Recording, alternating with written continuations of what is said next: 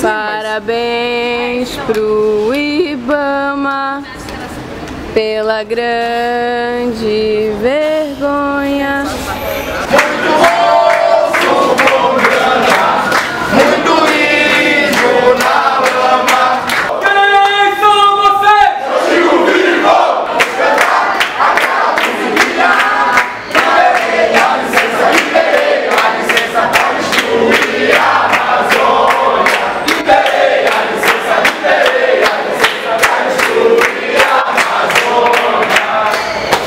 Ele disse que servidor público não tem opinião, gente. O que a gente vai esperar dele? Servidor público que não tem direito à opinião.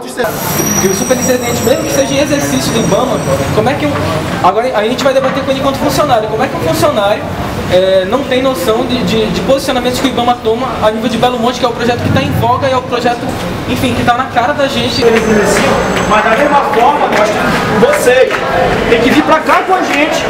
Tem que ser um aliado na luta contra Belo Monte. Ser um aliado na luta contra Belo Monte, porque a gente acha que a partir da pressão popular é que a gente vai conseguir barrar todo e qualquer descaso do meio ambiente, porque a gente sabe que Belo Monte não resolve o problema energético. Vocês fortaleceriam essa luta em defesa da Amazônia.